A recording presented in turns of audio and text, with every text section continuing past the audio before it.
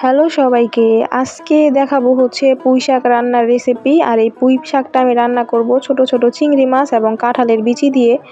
তো এখানে হচ্ছে প্রথমে আমি কাঁঠালের বিচি এবং পুঁই শাকের ডাঁটাগুলা একটু সিদ্ধ করে নিব, যেহেতু পুঁই শাকের ডাঁটা এবং কাঁঠালের বিচিটা দুইটাই কিন্তু শক্ত, এই জন্য আগে থেকে একটু সিদ্ধ করে নিলে রান্নাটা খুবই ইজি হয়ে যায়।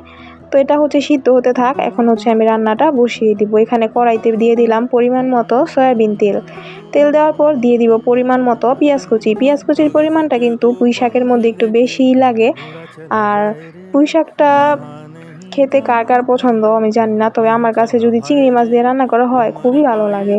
যাই হোক, পেঁয়াজটা একটু নেড়ে চেড়ে এরপর দিয়ে দিলাম স্বাদ মতো লবণ। লবণের পরিমাণটা অবশ্যই বুঝে দিবেন। যদি বেশি লবণ দেওয়া হয় তাহলে কিন্তু শাকটা একেবারে লবণাক্ত হয়ে যায়, যেটা খেতে একেবারেই ভালো লাগে না। যাই হোক, লবণ দেওয়ার পর কিছুক্ষণ সময় পেঁয়াজটাকে আমি একটু ফ্রাই করে নিব। পেঁয়াজটা যখন মোটামুটি ভাজা হয়ে যাবে এ পর্যায়ে আমি দিয়ে দিব এখানে বেছে রাখা ছোট ছোট চিংড়ি মাছগুলা দিয়ে পেঁয়াজের সাথে কিছুক্ষণ সময় আবার একটু ভেজে নিব। ভাজা হয়ে গেলে এরপর আমি দিয়ে দিব এখানে গুঁড়ো মশলা, যেখানে ছিল পরিমাণ মতো হলুদের গুঁড়া। খুবই সিম্পলভাবে রান্না করব, কিন্তু খেতে অসাধারণ লাগে।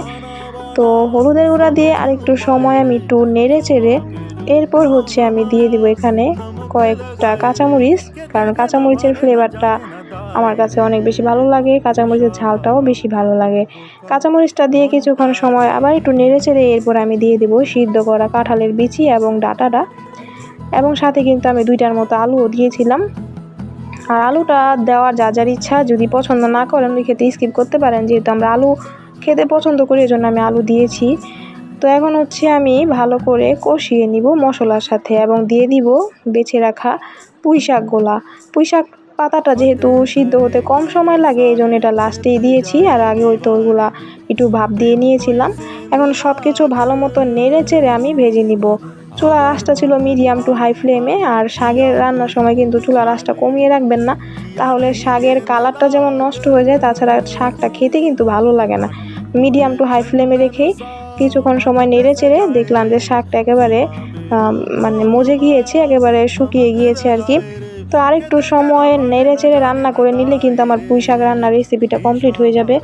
আর চিংড়ি মাছ দিয়ে পুঁই শাকটা খেতে আশা করি সবারই অনেক বেশি পছন্দ, আমার কাছে তো খুবই খুবই পছন্দ। কিন্তু আপনারা দেখতেই তো পারছেন শাকের কালারটা কি সুন্দর সবুজ আছে, একেবারে সতেজ সতেজ দেখা যাচ্ছে, তাই না? এটার একটাই কারণ যে চুলার আঁচটা কিন্তু কমানো যাবে না বা ঢেকে দেওয়া যাবে না। এভাবে খোলাভাবে রান্না করবেন, তাহলে দেখবেন আপনাদেরও শাকের কালারটা কি সুন্দর থাকে।